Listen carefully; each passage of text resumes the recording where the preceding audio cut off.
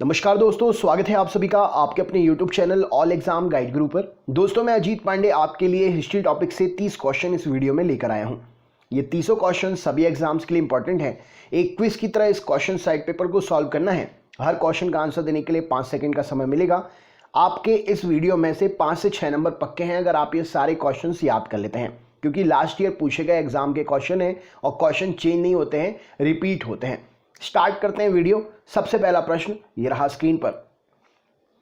Number 1 question आपसे पूछा गया है, निम्नलिखित में से किसने बैकुंठ पेरुमल मंदिर बनवाया? राइट आंसर क्या हो सकता है, बतलाइए।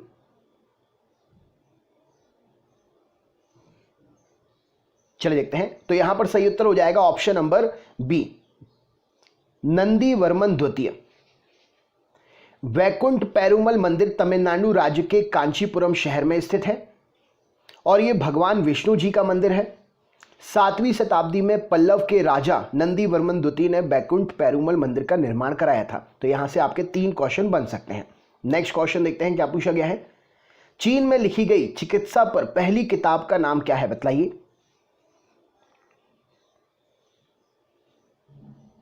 चलिए देखते हैं। तो चीन में लिखी गई चिकित्सा की पहली किताब जो है वो है ऑप्शन नंबर ए, हुंगडी नेई चिंग। ऑप्शन नंबर ए इस प्रश्न के लिए सही उत्तर हो जाएगा। नेक्स्ट क्वेश्चन देखते हैं क्या पूछा गया है।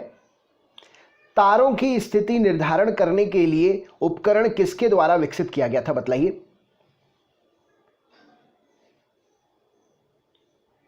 चलिए देखते हैं। तो तारों की स्थिति को निर्धारण करने के लिए उपकरण जो है गणेश देवज्ञ के द्वारा विकसित किया गया था।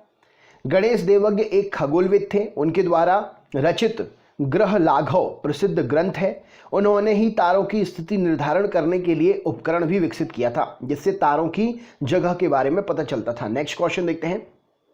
निम्नलिखित में से किसने पल्लव राजवंश की स्थापना की थी, बतलाइए।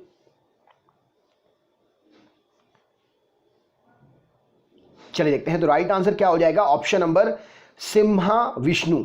ऑप्शन नंबर पल्लव राजवंश की स्थापना सिम्हा विष्णु जी ने 575 से 600 ईसा में की थी। ऑप्शन नंबर ए यहां पर सही उत्तर हो जाएगा। नेक्स्ट क्वेश्चन देखते हैं क्या पूछा गया है। तमिलनाडु में स्थित पुडुकोट्टई की तिरुकोकर्णम कोकर्णेश्वर मंदिर और पल्लवारम की 5 सेल वाले गुफा मंदिर का निर्माण किसने कराया था, बतलाइए।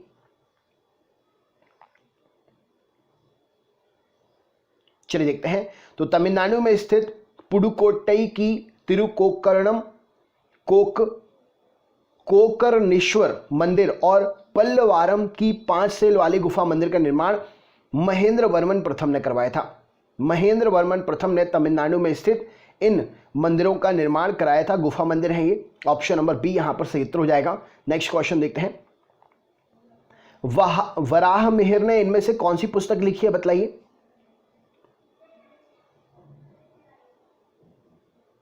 चलिए देखते हैं। तो वराह मिहिर ने जो है उपरोक्त सभी यानी कि पंच सिद्धांतिका, बृहत संहिता और बृहत जातक, ये तीनों की तीनों पुस्तकें लिखी हैं। 550 ईसा के लगभग इन्होंने 3 महत्वपूर्ण पुस्तकें जो कि हैं बृहत जातक, बृहत संहिता और पंच सिद्धांतिका लिखी हैं। इन पुस्तकों में त्रिकोणमिति के महत्वपूर्ण सूत्र दिए हैं जो वराह मिहिर के त्रिकोणमिति ज्ञान के परिचायक हैं। राइट आंसर हो जाएगा option number D. Next question देखते हैं। ज्योतिष रत्नमाला के लेखक इनमें से कौन है, बतलाइए। राइट आंसर क्या है। चलिए देखते हैं। तो ज्योतिष रत्नमाला श्रीपति के द्वारा लिखी गई है। राइट आंसर हो जाएगा। श्रीपति ने सिद्धांत शेखर तथा धीकोडितकरण नामक गणित ज्योतिष विषयक और ज्योतिष रत्नमाला नामक मुहूर्त विषयक ग्रंथ भी लिखा है। ये ग्रंथों के नाम याद कर लीजिएगा। ये सारे पीएससी लेवल के क्वेश्चन हैं, आपसे आने वाले एग्जाम में जरूर पूछे जा सकते हैं। निम्नलिखित में से किस पल्लव राजा के शासनकाल में चीनी यात्री हेनसांग 640 ईस्वी में कांची आया था, बतलाइए। चलिए देखते हैं। तो राइट आंसर हो जाएगा option number C, Narasimha Varman प्रथम। ऑप्शन नंबर सी इस प्रश्न के लिए सही उत्तर हो जाएगा। तो नरसिंह वर्मन प्रथम पल्लव राजा था जिसके शासनकाल में चीनी यात्री हेनसांग 640 ईसा में कांची आया था। नेक्स्ट क्वेश्चन देखते हैं, क्या पूछा गया ये रहा स्क्रीन पर। निम्नलिखित में से किस पल्लव राजा की हत्या चालुक्य राजा विक्रमादित्य द्वितीय ने की थी? क्या उत्तर होगा बतलाइए। चलिए देखते हैं, तो राइट आंसर हो जाएगा ऑप्शन नंबर परमेश्वर वर्मन द्वितीय।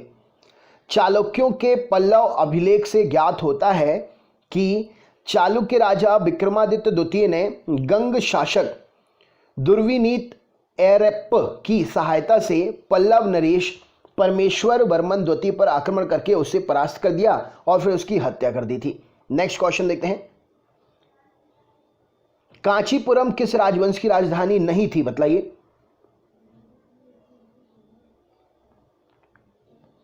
चलिए देखते हैं, तो कांचीपुरम जो है विजयनगर की राजधानी नहीं थी।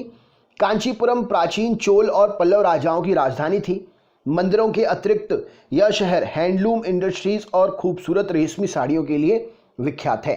नेक्स्ट क्वेश्चन देखते हैं, भगवत गीता का अंग्रेजी में पहला अनुवाद किसने किया बतलाइए।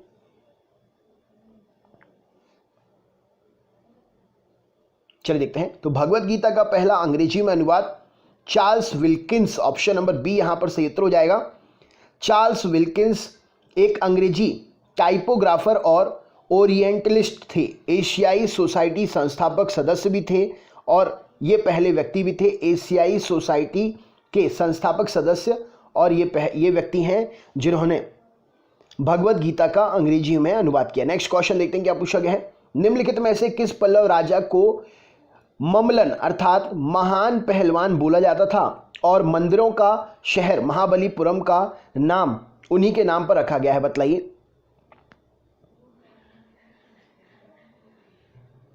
चलिए देखते हैं, तो राइट आंसर हो जाएगा ऑप्शन नंबर नरसिम्हावर्मन द्वितीय को ममलन अर्थात महान पहलवान बोला जाता था और महाबलीपुरम का नाम उन्हीं के नाम पर रखा गया है। नरसिंहवर्मन द्वितीय को बोला जाता था ममलन। नेक्स्ट क्वेश्चन देखते हैं, क्या पूछा गया है ये रहा स्क्रीन पर। कुतुबुद्दीन ऐबक ने कब गुलाम वंश की स्थापना की थी बतलाइए। चलिए देखते हैं, तो कुतुबुद्दीन ऐबक ने जो है 1206 ईस्वी में गुलाम वंश की स्थापना की थी। राइट आंसर हो जाएगा कुतुबुद्दीन ऐबक मध्यकालीन भारत में एक शासक, दिल्ली सल्तनत का पहला सुल्तान एवं गुलाम वंश का संस्थापक। इसने गुलाम वंश की स्थापना 1206 ईस्वी में की थी। नेक्स्ट क्वेश्चन देखते हैं, क्या पूछा गया है। 1000 बीसी की एक प्राचीन पुस्तक स्वास्थ्य, स्वच्छता, दीर्घायु आदि से संबंधित है। कौन सी है वह पुस्तक बतलाइए।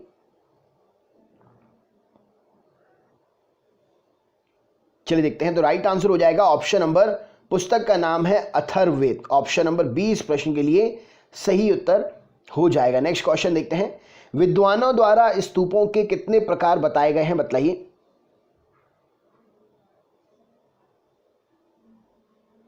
चलिए देखते हैं, तो विद्वानों के द्वारा स्तूपों के 4 प्रकार बताए गए हैं। ऑप्शन नंबर बी यहां पर सही उत्तर हो जाएगा। नेक्स्ट क्वेश्चन देखते हैं, मंदिर के गर्भगृह के किस भाग को स्कंध कहा जाता है बतलाइए।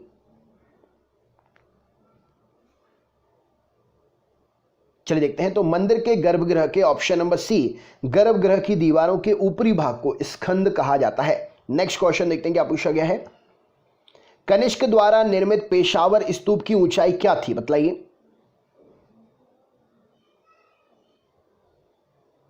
चलिए देखते हैं, तो कनिष्क के द्वारा निर्मित पेशावर स्तूप की ऊंचाई जो थी option number B 400 feet. Next question देखते हैं, क्या पूछा गया ये रहा स्क्रीन पर। राष्ट्रपति के स्वर्ण पदक से सम्मानित होने वाली प्रथम फिल्म कौन सी थी बतलाइए।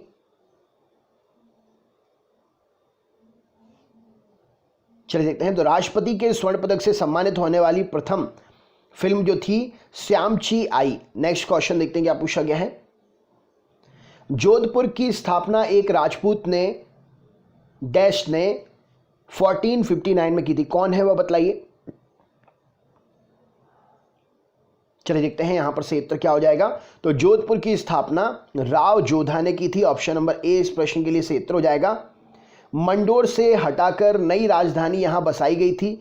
नई राजधानी को सुरक्षित रखने के लिए चिड़ियांटुक पहाड़ी पर एक दुर्ग बनाया गया जो आज भी जोधपुर के किले के नाम से प्रसिद्ध है। नेक्स्ट क्वेश्चन देखते हैं, क्या पूछा गया है। निम्नलिखित में से कौन सा वैदिक साहित्य बलिदान सूत्रों का संग्रह है बतलाइए।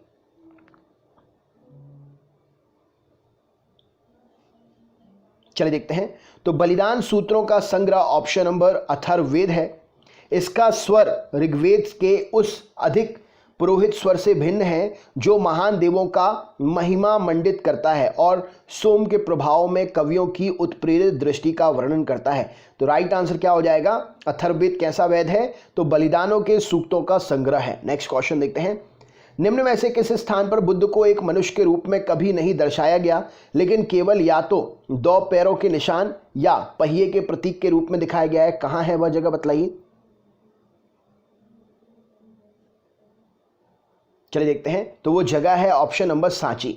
सांची में बुद्ध को मनुष्य के रूप में नहीं दिखाया गया, या तो वहां पर पैरों के निशान, नहीं तो चक्र के रूप में, पहिए के चक्र के रूप में दर्शाया गया है। नेक्स्ट क्वेश्चन देखते हैं। एक कवि का नाम बताइए इनमें से जिन्होंने बौद्ध धर्म पर अपने लेखन लिखे और उनका असली नाम केदारनाथ पांडे था, बतलाइए। चलिए देखते हैं। तो यहां पर सही उत्तर क्या हो जाएगा? राइट आंसर है राहुल संकरितायन। राहुल संकरितायन ने बौद्ध धर्म में अपने लेखन लिखे हैं और उनका असली नाम केदारनाथ पांडे था। उन्होंने the father of Hindi travel literature भी लिखा है। कहा, अच्छा इन्हें कहा जाता है, इन्हें ये संज्ञा दी गई है, सॉरी, जैसे निकनेम होते हैं वैसे ही इन्हें ये नाम से पुकारा जाता है। नेक्स्ट क्वेश्चन देखते हैं। निम्न में से कौन सा स्कूल सिर्फ ब्राह्मणवाद, जैन और बौद्ध धर्म की वजह से अपनी कला के लिए जाना जाता है, बतलाइए। चलिए देखते हैं। तो राइट आंसर हो जाएगा ऑप्शन नंबर मथुरा कला विद्यालय। ऑप्शन नंबर सी इस प्रश्न के लिए सही उत्तर हो जाएगा। मथुरा कला विद्यालय सिर्फ ब्राह्मणवाद, जैन और बौद्ध धर्म की वजह से अपनी कला के लिए जाना जाता है। नेक्स्ट क्वेश्चन देखते हैं क्या पूछा गया है। एक प्राचीन पुस्तक का नाम बताइए जिसमें मस्तिष्क आदि खोलने जैसी कठिन शल्य परिचालन का वर्णन किया गया है। क्या उत्तर होगा बतलाइए। चलिए देखते हैं। तो मस्तिष्क की सर्जरी के बारे में चिवारा वस्तु, ऑप्शन नंबर सी इस प्रश्न के लिए सही उत्तर हो जाएगा। प्राचीन पुस्तक का नाम है चिवारा वस्तु, ऑप्शन नंबर सी इस प्रश्न के लिए सही उत्तर हो जाएगा। नेक्स्ट क्वेश्चन देखते हैं। The father of English poetry के रूप में किसे जाना जाता है, बतलाइए।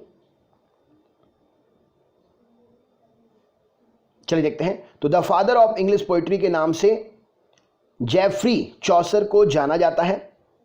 The father of English poetry के रूप में और मध्य युग के महानतम अंग्रेजी कवि के रूप में जेफरी चौसर को जाना जाता है। नेक्स्ट क्वेश्चन देखते हैं क्या पूछा गया है। एक बंगाली कवि का नाम बताइए जिसे विरोधी कवि या विद्रोही कवि भी कहा जाता है, बतलाइए। चलिए देखते हैं। तो राइट आंसर हो जाएगा ऑप्शन नंबर काजी नजरुल इस्लाम। काजी नजरुल इस्लाम को एक विद्रोही कवि के रूप में याद किया जाता है। एक अग्निमय विद्रोही कवि हैं जिसने जीवन के हर क्षेत्र में अन्याय के खिलाफ अपनी आवाज उठाई है। नेक्स्ट क्वेश्चन देखते हैं। हिंदी के विख्यात साहित्यकार मुंशी प्रेमचंद द्वारा लिखित एकमात्र फिल्म कौन सी है, बताइए।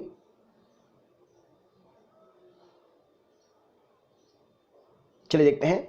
तो मुंशी प्रेमचंद जी के द्वारा एक ही फिल्म लिखी गई है, वो है मिल। ऑप्शन नंबर सी इस प्रश्न के लिए सही उत्तर हो जाएगा। नेक्स्ट क्वेश्चन देखते हैं। लोकमान्य तिलक द्वारा सिनेमा केसरी की उपाधि किसे दी गई, बतलाइए। चलिए देखते हैं। तो सिनेमा केसरी की उपाधि बाबूराव पेंटर को दी गई है। ऑप्शन नंबर सी इस प्रश्न के लिए सही उत्तर हो जाएगा। नेक्स्ट क्वेश्चन देखते हैं।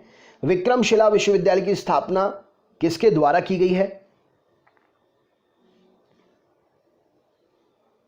चलिए देखते हैं। तो राइट आंसर हो जाएगा option number D Dharmapal. Option number D इस प्रश्न के लिए सही उत्तर हो जाएगा। Next question.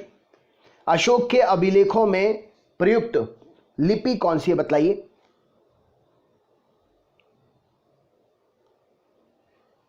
चलिए देखते हैं। तो अशोक के अभिलेखों में प्रयुक्त लिपि ऑप्शन नंबर ब्राह्मी लिपि है, खरोष्टी लिपि है, अरमाइक लिपि है और ग्रीक लिपि है। ऑप्शन नंबर सी यहां पर सही उत्तर हो जाएगा। तो ये थे आपके 30 हिस्ट्री के क्वेश्चन। अच्छा आप बताइए ब्राह्मी लिपि किस ओर से किस ओर लिखी जाती है, यह आपका सरप्राइज क्वेश्चन है। लाइव क्लास में तो आपको बताया आपसे बनना चाहिए। अगर आप चैनल पर नए हैं तो चैनल को सब्सक्राइब कर लीजिए, नोटिफिकेशन के लिए बेल आइकन ऑन कर लीजिए। इससे पहले वाले वीडियोस देखने के लिए डिस्क्रिप्शन बॉक्स में लिंक है, लिंक पर क्लिक करके देख सकते हैं। वीडियो को अपने सभी दोस्तों के साथ, कम से कम हर एक स्टूडेंट 10 दोस्तों को शेयर जरूर करें। वीडियो की लिंक प्लीज़ सभी से निवेदन है। और वीडियो अच्छा लगा हो तो लाइक ज़रूर करिएगा। मिलते हैं नेक्स्ट पार्ट में, तब तक के लिए बहुत बहुत धन्यवाद। आपका दिन शुभ हो।